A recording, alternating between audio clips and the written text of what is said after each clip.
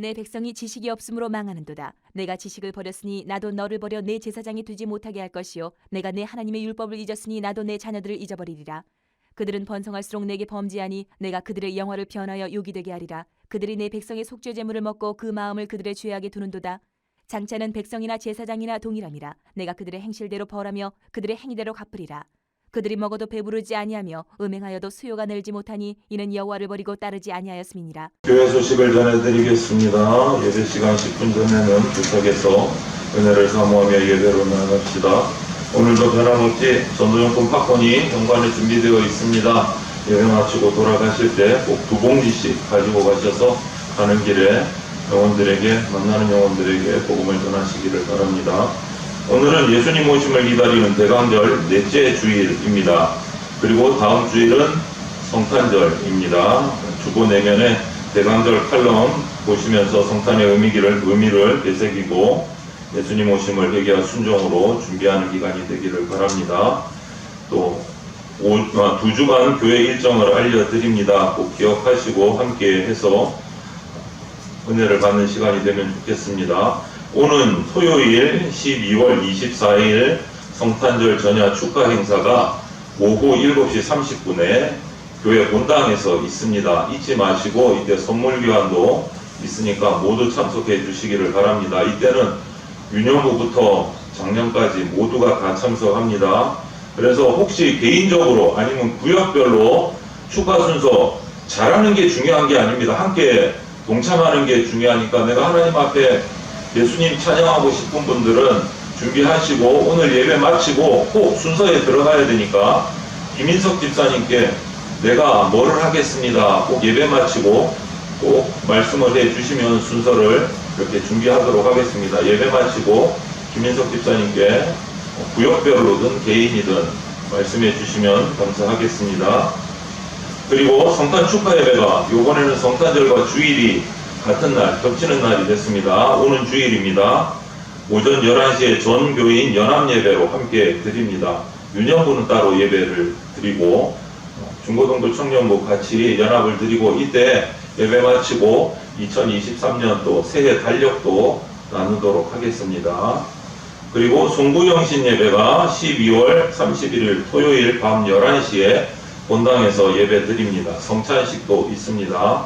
거룩하고 경건한 마음으로 한 해를 되돌아보면서 참석하시고 성찬식과 또 새해 말씀 카드를 함께 나누도록 하겠습니다. 한 번 더 광고드립니다. 성탄 전야 이번 토요일 7시 반에 축하 행사 때는 선물 교환도 합니다. 그래서 7시 30분에 오실 때 선물을 하나씩 준비하셔서 이름은 적지 마시고 예쁘게 포장하셔서 가져오십시오. 그러면 함께 제비뽑기를 해서 나누도록 하겠습니다. 선물 금액은 최소 1,000원, 최고 만원, 만원을 넘으시면 안 됩니다. 만원 이하의 선물을 정성껏 준비하셔서 토요일 7시 반에 교회에 함께 모이시기를 바랍니다. 새해에는 매일 성경 묵상을 권면합니다. 모든 성도가 같은 말씀으로 묵상하고 은혜 받기를 원합니다. 매일 성경 이 큐티 책을 구입하시기 원하는 분은 교회 현관 게시판에 이렇게 붙여놨어요. 볼펜을 가지고 거기에 이름과 번수를 기록하시면 제가 구입해 드리도록 하겠습니다. 지난주에 이어서 하나님을 알지 못했을 때 우리에게 어떤 일들이 일어나는지 오늘 마지막 말씀을 나누겠습니다. 하나님을 알지 못했을 때 일어나는 일은 우리의 삶이 전반적으로 부패하기 시작합니다. 일부분만 부패하는 것이 아니고 전적으로 부패한다는 의미입니다. 오늘 본문 말씀을 한번 잘 살펴보십시오. 하나님을 알지 못하는 백성은 망한다라는 말씀이에요. 6절에 내 백성이 지식이 없으므로 망하는 거다. 하나님을 아는 지식이 없으므로 망한다라고 이야기하고 있어요. 하나님을 알지 못하는 사람들의 무지가 스스로를 망하게 만든다라는 의미입니다. 얼마나 하나님이 마음 아프셨을까요? 또 10절 말씀을 보시면 이렇게 말씀하십니다. 그들이 먹어도 배부르지 아니하며 음행하여도 수효가 늘지 못하니 이는 여호와를 버리고 따르지 아니하였음이니라. 하나님을 버리고 따르지 않았다라고 말씀하십니다. 삶의 계획이 있습니다. 그런데 모든 생각하는 거나 물질을 사용하는 것이나 모든 관계에 있어서 하나님의 말씀이 기준이 아니라 자기가 기준이 되거나 세속적인 가치관이 기준이 되어버립니다. 하나님을 알지 못하기 때문에. 하나님을 알지 못하기 때문에 말씀을 존중히 여기지 않는 겁니다. 하나님의 말씀을 존중히 여기지 않기 때문에 하나님도 존중히 여기지 않게 되는 것은 당연한 거죠. 그 결과 그런 사람의 삶의 기준은요, 하나님의 말씀이 기준이 되지를 못하는 겁니다. 자기의 생각이 기준이 되고 세속적인 가치관이 기준이 되는 거예요. 그런데 여러분, 인간의 생각과 세상의 가치관이 진리가 됩니까? 올바릅니까? 그렇지 못하다는 게 문제가 발생하죠. 결국은 그런 사람은 오늘 뭐라고 말합니까? 망하게 된다, 궁핍하게 된다. 하나님과의 관계가 끊어지면 여러분, 우리 인간관계가 끊어지고 환경과도 끊어지고 사회의 전반적인 영역이 끊어져서 부패하게 돼요. 호세아 4장 1절부터 3절에는 이런 말씀이 있습니다. 잘 들어보십시오. 이스라엘 자손들아, 여호와의 말씀을 들으라. 여호와께서 이 땅 주민과 논쟁하시나니 이 땅에는 진실도 없고 인애도 없고 하나님을 아는 지식도 없고 오직 저주와 속임과 살인과 도둑질과 가늠뿐이요 포악하여 피가 피를 뒤이음이라. 그러므로 이 땅이 슬퍼하며 거기 사는 자와 들짐승과 공중에 나는 새가 다 쇠잔할 것이요 바다의 고기도 없어지리라. 이 말씀을 보면 하나님을 아는 지식이 없으므로 인간관계가 파괴가 되는 모습을 이야기하고 있어요. 그리고 결국은 인간 주변의 환경, 자연까지도 파괴가 된다고 말씀하세요. 하나님을 아는 지식이 없어서 모든 것이, 우리 주변의 모든 것이 파괴되어 가고 부패해 간다는 말씀이에요. 또 오늘 5절 말씀의 본문에 너는 낮에 넘어지겠고 너와 함께 있는 선지자는 밤에 넘어지리라. 본문 바로 앞에 5절 말씀에 들어가. 하나님을 모르면 넘어지는 삶, 방황하는 삶, 깨어진 삶, 절망과 좌절이 있는 삶을 살게 된다. 이 말씀을 간략하게 하나님을 아는 지식이 없을 때 어떤 일이 일어나는가 요약을 해보면, 첫 번째, 하나님 쫓기를 그치기 때문에 하나님과의 관계가 깨어진다. 사람이 부패하고 교회가 부패하고 교회가 부패하면 사회가 부패하고, 하나님을 알기를 그치면, 하나님과 관계가 끊어지면 예배가 그쳐집니다.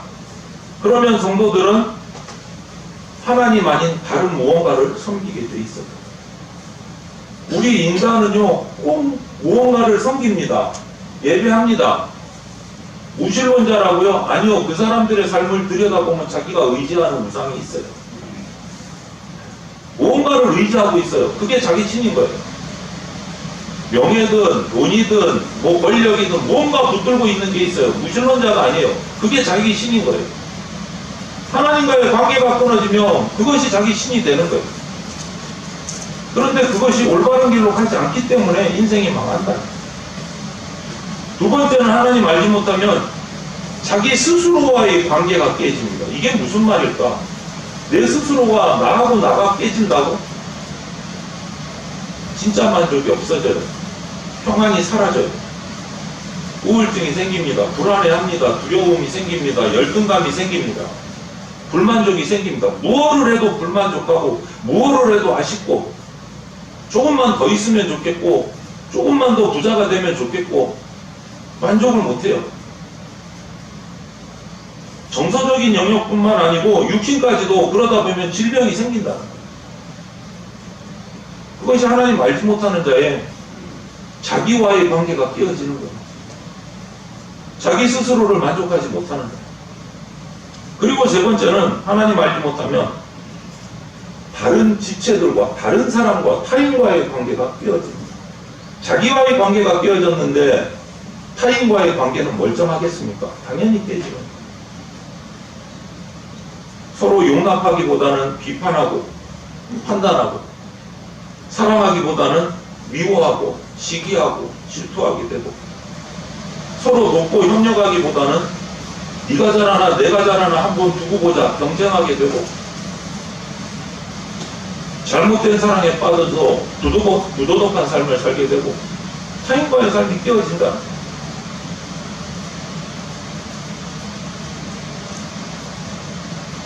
마지막으로 네 번째는 자연과의 관계도 깨져요. 하나님을 알지 못합니다. 가뭄이며 홍수며 뭐 기근이며 지진이며 이런 것들이 막 일어나는 것이 대표적인 예라고 할 수 있는데, 기상학자들은 그런 거를 가지고 학적으로 학문적으로 기상학적으로 풀어서 막 설명을 합니다. 그런데 그 기상학이 설명 못하는 자연재해들이 많이 일어난단 말이에요. 여러분들도 수없이 보잖아요. 그거는 뭘로 설명할 거예요? 그런데 성경은 그걸 설명하고 있어요. 그런 자연 파괴가 일어나고 자연재해가 일어나는 이유를 설명을 해요. 그 결과가 뭐냐? 인간 스스로를 죄로 빠뜨리고 부패하고, 그러다 보니까 자연환경도 사람을 따라서 부패하게 된다는 거예요. 자연환경도. 여러분, 기름 좋아하시죠? 기름 있으면 부자 나라 되잖아요. 석유 있으면. 중동의 많은 국가들이 석유가 많이 나서 떵떵거리잖아요. 엄청난 부를 쌓고 있잖아요. 그런데 지금 석유를 어떻게 한다고 또 바뀝니까? 석유 쓰지 말아야 된다. 탄소 중립해야 된다. 왜? 자연이 망가진다. 언제는 안 망가졌어요. 지금 와서 망가지는 거예요. 망가짐에도 불구하고 돈이 쌓이니까 쓰는데, 이제 조금 더 그렇게 쓰다가는 우리가 죽겠으니까 쓰지 말자더라. 인간과의 관계가 끊어지면 자연이 파괴돼요, 여러분. 내 욕심을 채우면 자연은 깨어져요. 그게 하나님이시 만드신 섭리예요. 하나님과의 관계가 끊어지면은요, 나와 나 끊어집니다. 나와 너 이것도 끊어집니다. 나와 자연 그것도 끊어집니다. 여러분, 자연이 파괴돼서 우리에게 닥쳐온 불치의 병들이 얼마나 많은 줄 아십니까? 관심 있는 분들은 아실 거예요. 예전에는 어떤 병이에요? 못 살 때는 어떤 병이 잘 사는데 생겨. 왜일까요? 자연이 파괴돼서 생긴 병이에요. 인간이 만든 병이에요. 결국은 원래 없던 병이에요. 자연과의 관계가 끊어지는 거예요. 하나님을 알지 못하기 때문에. 그래서 오늘날 교회가 외적인 예배에 치중하는 것도 좋겠지만, 그거보다 더 핵심, 더 중요한 근본은 뭐냐? 하나님 그분을 알아서 내적으로 생명력 있는 예배를 드리려고 힘써야 되는 때가 바로 지금이에요. 많은 교회들이 코로나가 이제 지나가면서 위드 코로나가 되면서 다른 방향을 잡은 교회와 목회자들은 무엇을 강조하시냐면, 수적인 부흥이 이제 중요한 게 아니다. 내적으로 생명력 있는 성도들을 키워야 된다. 왜? 코로나를 통해서 보지 않았느냐? 코로나로 나라가 예배를 금지하니까 순식간에 교회의 50% 성도들이 다 사라졌다. 돌아오지 않고 있다. 왜 그러냐? 똑바로 훈련 못 시키고 외적인 성장만 지금까지 우리가 추구해서 그렇다. 지금에서 깨닫고 있는 거야. 많이 모여들었을 때는 그걸로 희희낙낙하고 훈련시키지 않았기 때문에 그렇다. 말씀으로. 그것을 지금에야 깨닫고 땅을 치고 안타까워하고 있어요. 여러분, 외적인 것보다 내적인 생명력, 훈련을 그것에 치중하고 중심을 세워야 될 때가 바로 지금이에요. 하나님을 알기 시작할 때 우리 삶이 회복됩니다. 하나님의 관계가 회복될 때 나와 너, 자연과의 관계가 회복돼요. 이것이 하나님을 알지 못했을 때 우리 삶이 얼마나 피폐해지느냐, 부패해지는가를 보여주는 말씀이에요. 하나님을 알지 못했을 때 어떤 일이 일어나느냐? 가장 마지막 결론을 내립니다. 하나님을 알지 못했을 때 하나님을 섬길 수 없게 됩니다. 하나님께 버림받게 되고 하나님을 섬기지 못하게 돼요. 왜? 하나님을 섬기지 못하는 것은 하나님을 모르니까 당연한 거잖아요. 호세아 4장 6절 말씀, 오늘 내 백성이 지식이 없어 망한다. 삶의 전반적인 영역이 부패한다고 말했습니다. 내가 지식을 버렸으니 나도 너를 버려 내 제사장이 되지 못하게 할 것이요. 오늘 본문에 말씀하시죠. 하나님을 아는 지식이 없기 때문에 망하고, 너희들이 나를 찾지 않고 나를 버렸기 때문에, 내 지식을 버렸기 때문에 나도 너희를 버린다. 제사장직을 행하지 못하게 하겠다. 하나님이 선포하시죠. 제사장이 어떤 직분이에요? 하나님을 섬기는 직분이에요. 오늘 우리 신약시대의 우리 성도들을 뭐라고 부르십니까? 왕같은 제사장이라고 부르세요.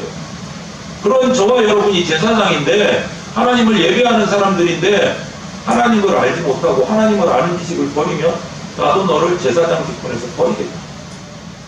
그럼 어떤 분일까? 아이고 속 시원하다, 이제 예배 안 드려도 되겠다. 맞습니까? 속 시원하신 겁니까 이게? 하나님을 섬기는 일을 더 이상 못하게 된다. 하나님이 저와 여러분을 하나님을 알지 못하게 되면 하늘 백성 그리스도인의 직분에서 해고시키겠다는 말씀이에요. 두려운 말씀이에요, 여러분. 속 시원한 말씀이 아니고 두려운 말씀. 하나님을 아는 일을 그치게 되면 하나님께 해고당합니다, 여러분. 하나님을 섬길 수 있는 특권을 상실하게 됩니다. 예배 드리고 싶은데 드리지를 못하게 돼요. 이 말을 이해 못하시죠? 와서 예배 드리면 되잖아. 결코 그렇게 되지 않는다는 거예요. 하나님의 긍휼, 하나님의 영광, 하나님의 위엄, 하나님의 아름다우심, 그것을 깨달을 수가 없기 때문에 예배드릴 마음조차 안 생기는 거예요. 그것을 알아가기 시작할 때 하나님께서 비로소 다시 섬길 수 있게 해주십니다. 내가 하나님께 나가는 게 갈급하지 않다, 그런 마음이 막 들지 않는다, 두려워해야 돼요. 자신을 점검해야 돼요. 하나님이 나를 해고하신 건 아닙니다. 하늘의 백성에서 두려워해야 돼요. 실례를 성경에서 찾아보면 엘리 제사장의 두 아들, 역시 제사장이었던 홈니와 비누아스를 찾아보면 됩니다. 하나님을 알지 못했기, 제사장임에도 하나님을 알지 못했기 때문에 하나님을 섬기는 특권을 그들은 잃어버렸어요. 그리고 결국 사무엘상 2장의 말씀을 보면 죽임까지 당했어요. 또 사울 왕을 보십시오. 이스라엘의 첫 왕인, 초대 왕인 사울 왕. 하나님을 알지 못했기 때문에 하나님의 말씀을 결국 버립니다. 하나님의 말씀을 버렸기 때문에 하나님 앞에 순종하지 않는 죄를 범하게 됩니다. 그 빈자리를 자기의 생각, 자기의 의견으로 채웠습니다. 결과는요, 하나님이 사울을 더 이상 이스라엘의 왕이 되지 못하도록 왕의 자리에서 잘라내셨습니다. 더 이상 하나님을 섬기는 자리에 들어오지 못하게 하셨습니다. 이 사울을 심판하는 과정을 보면 우리가 잘 알 수 있어요. 사울을 심판하실 때 사무엘상 13장에 보면 무조건 심판하지 않으셨어요. 경고를 먼저 하십니다. 너 그러면 안 돼. 경고를 하세요. 그럼에도 그 경고에 반응하지 않습니다. 자기 길을 갑니다. 왕위에서 쫓아내십니다. 두 번째. 그럼에도 불구하고 그 왕위를 지키고 자기 나름대로 폭정을 행하려고 발버둥을 칩니다. 최후의 마지막 뭡니까? 사울왕의 목숨을 거두십니다. 여러분, 이것이 하나님을 알지 못하는 사람의 흐름이에요. 우리가 이 말씀을 잘 알고 두려워해야 합니다. 옛날 얘기라고요? 아니요. 오늘날 지금 이 순간에도 우리에게 적용되는 말씀입니다. 두려워야 합니다. 반대로 하나님을 따르고 하나님을 알기로 한 다윗은 어떻게 됐습니까? 하나님이 3번을 기름 부으시는 장면을 성경에 알려주세요. 첫 번째는 한 16, 17세쯤 돼서 사무엘 통해서 목동인 다윗에게 기름을 부어서 이제 네가 이스라엘의 왕이 될 것이다 예언을 합니다. 두 번째는 30살쯤 됐을 때 두 지파를 통해서 두 지파의 왕이 되도록 기름 부으십니다. 그리고 세 번째 37살쯤 됐을 때 이스라엘 12지파 전체가 모여서 다윗을 청빙하고 12지파 전체의 왕으로 기름 부어서 이스라엘 전체의 왕으로 세우게 됩니다. 여러분, 다윗이 하나님을 알기 원하고 하나님을 따르니까 하나님께서 그의 점점점 확장시켜요. 하나님의 일을 점점 더 많이 할 수 있도록 해주세요. 그를 점점 높은 자리에 세우세요. 그를 형통하게 하세요. 지금도 이스라엘이라는 나라는 있습니다. 이스라엘 역사에서 최고의 왕은 누구냐 그러면 다윗을 손꼽습니다. 이스라엘 지금도 다윗이 최고입니다. 이스라엘 국기는 다윗의 별로 그려져 있습니다. 하나님이 그를 형통케 하시는 거예요. 왜? 하나님 알기를 최선을 다했어요. 최선을 다했어요. 이것은요, 우리에게 경고로 주시는 말씀이에요. 홈리와 비느하스의 일과 사울왕의 일과 다윗왕의 이 일들을 비교해 보면서 우리에게 경고하시는 말씀이에요. 하나님 알기를 그치면, 하나님의 임재를 놓쳐버리면 영적인 감각이 상실되고 하나님에게 나아갈 수 있는 길을 당연히 잃어버리게 되고, 그렇게 해서 하나님을 떠나게 되면 급기야는 하나님께 버림받게 됩니다. 이것이 하나님을 알지 못하는 인생의 결과다라고 경고하시는 말씀입니다. 여러분, 하나님 알지 못하고 하나님께 버림받은 또 다른 이제는 한 명의 지파가 있어요. 레위 지파요. 레위 족속은요, 하나님을 모르기 때문에 하나님을 대신해서 우상을 섬기고 제사장 직분을 잃어버린 적이 있습니다. 에스겔서 44장에 보면 이런 말씀이 있어요. 이스라엘 족속이 그릇 행하여 나를 떠날 때에 레위 사람도 그릇 행하여 그 우상을 따라 나를 멀리 떠났으니 그 죄악을 감당하리라. 하나님을 알지 못하는 대표적인 예거예요. 레위 지파의 그릇 행하여 나를 멀리 떠났다. 하나님을 알지 못하는 징후가 나타납니다. 하나님을 알지 못하니까 하나님의 말씀이 그들 삶 속에 뿌리내리지 못하게 되고, 다른 것이 그들의 삶의 기준이 되고 그 잘못된 기준을 따라서 살게 됩니다. 그리고 우상을 숭배하게 됩니다. 그 결과 하나님을 더 멀리하게 됩니다. 이 말씀은요, 예배드리는 예배자에 대한 삶에 대한 강력한 경고의 말씀이에요. 레위 지파가 어떤 지파입니까? 이스라엘 12지파 중에 특별하게 구분돼서 하나님을 섬기는, 성막을 섬기고 예배를 인도하는 지파예요. 레위 지파는. 그 지파가 하나님을 알지 못하니까 이런 경고를 내리신다. 예배자에 대한 강력한 경고예요. 예배자가 하나님 말씀 따라 예배하지 않고 다른 것을 기준으로 예배하게 되면 이런 결과가 나옵니다. 같은 자리에 앉아서 예배하는데 예배에 참석하는 기준이 다른데 그것이 하나님이 아니면 이런 안타까운 모습이 나타날 수 있다.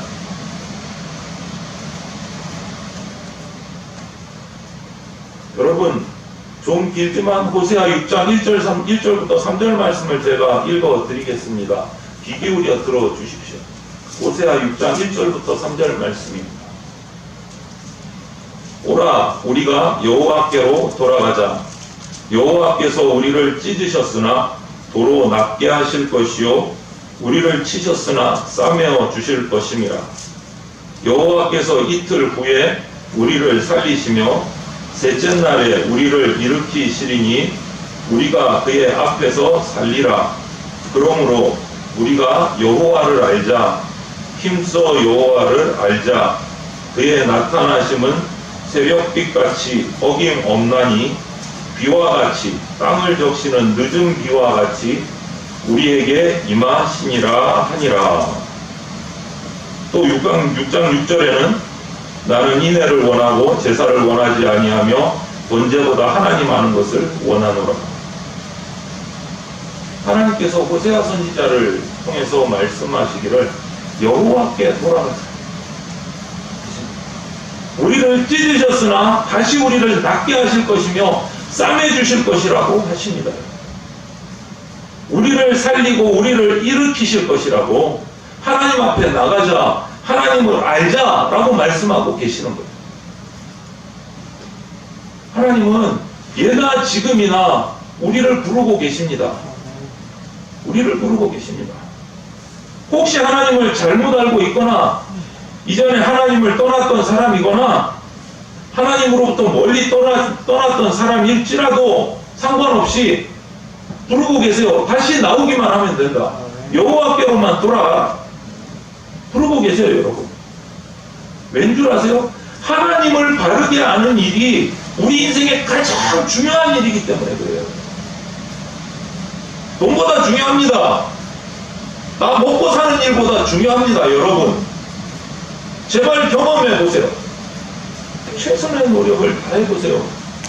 그리고 나서 하나님이 여러분을 어떻게 채우시고 어떻게 풍성하게 하시는가 하늘의 능력을 한번 체험해 보세요. 제발. 오늘은 이래서 안 되고 내일은 저래서 안 되고 그러지 마세요. 하나님 중심, 말씀 중심, 예배 중심으로 살아가 보세요. 그때 하나님이 여러분을 어떻게 책임져 주시는가 경험하게 되실 줄로 100% 아니 200% 확신합니다. 제가 경험했기 때문에 담대하게 말씀드릴 수 있습니다. 그게 의심스러워서 맡기지 못하니까 항상 힘든 일이 생기는 거예요. 내 생각으로 풀려고 하니까. 하나님을 알지 못하니까. 사랑하는 성도 여러분, 하나님이 사랑하시는 여러분, 하나님 아는 일에 게으르지 마십시오. 하나님 아는 일에 최선의 노력을 다하기를 간절히 소망을 드립니다. 함께 기도드리겠습니다. 사랑이 많으신 하나님 감사합니다. 우리가 하나님을 알지 못해서 당하는 일들이 얼마나 많은지 우리의 삶을 돌아보건대 수없이 많습니다. 그런데 그것이 하나님을 알지 못해서 벌어진 일인지 깨닫지 못하는 우리가 있습니다.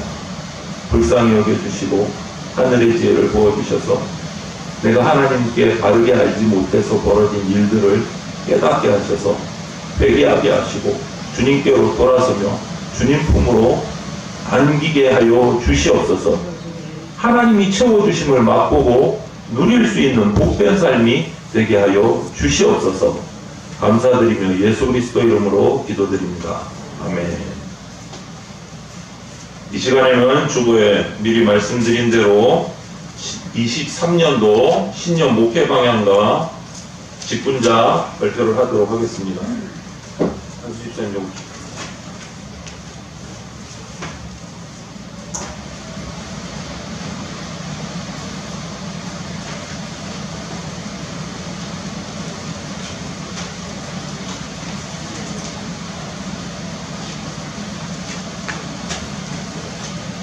이 발표 때문에 말씀도 어쩔 수 없이 조금 줄였습니다. 10분 정도. 꼭 참석해 주시고 끝까지.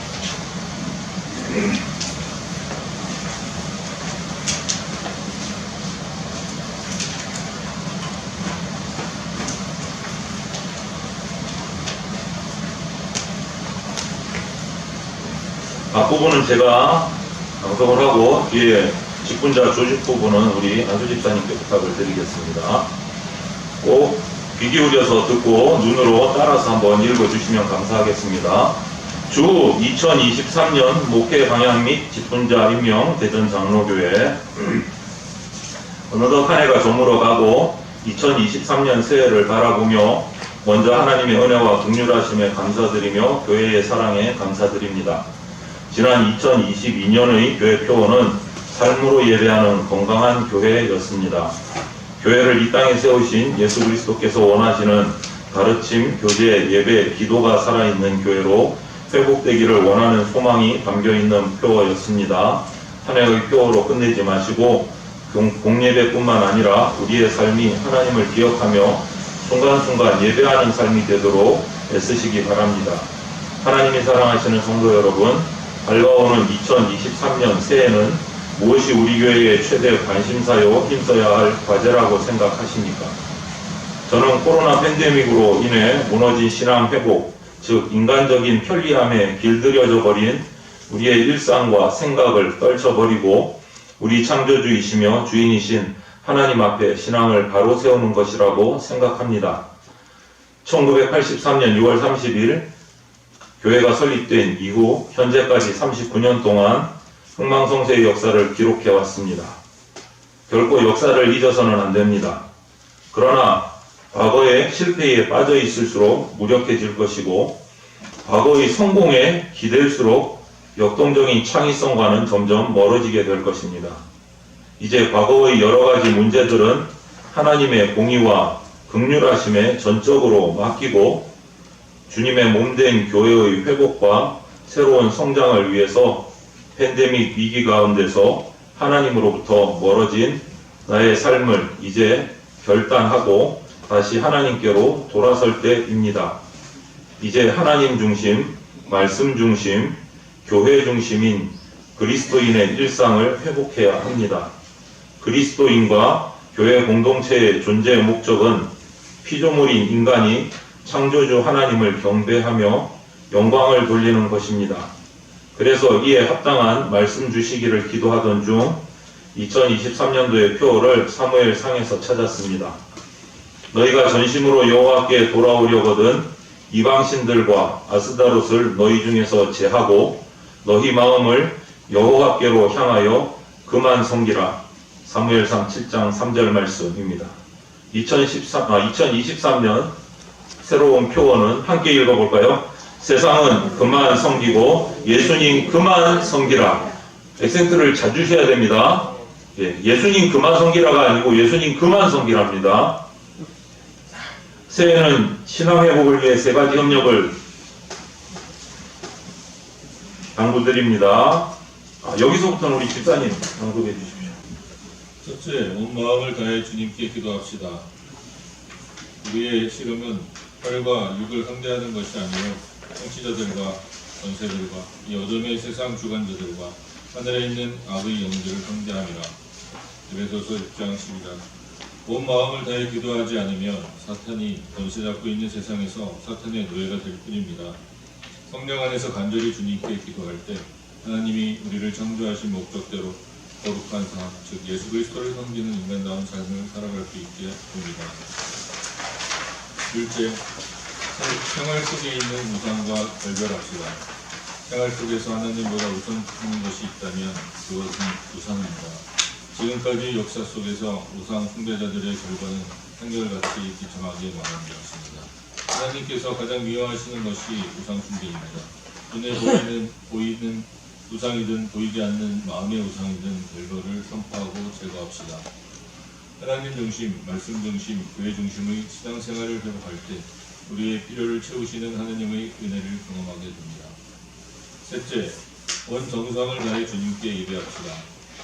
공동체 예배는 모든 성도들이 모여 함께 예배하는 주일 오전 예배, 주일 오후 성경 공부, 다음 세대 예배, 수요 예배, 새벽 기도회, 금요 기도회를 말합니다.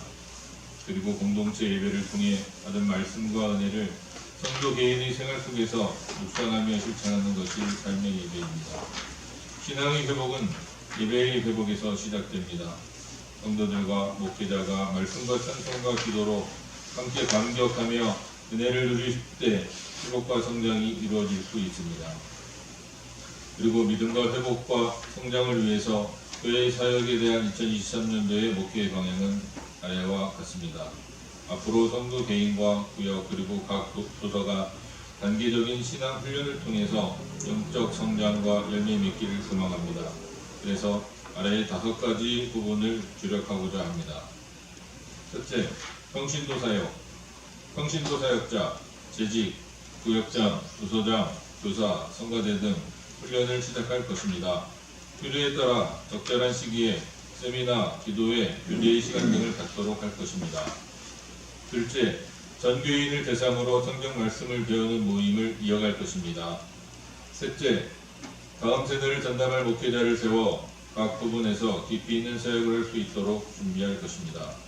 넷째, 세계 복음화를 위해 선교와 구제 역량을 점진적으로 높여갈 것입니다. 다섯째, 교회가 속한 재건교단과 서울 노예의 발전과 부흥을 위해 최대한 힘을 쓸 것입니다. 사랑하는 대전 장로교회 성도 여러분, 아무쪼록 하나님이 주시는 믿음의 역사와 사랑의 수고와 예수님에 대한 소망의 인내로 우리 대전 장로교회가 보다 아름답고 화목하고 건강한 신앙 공동체로 이루어가길 소망합니다.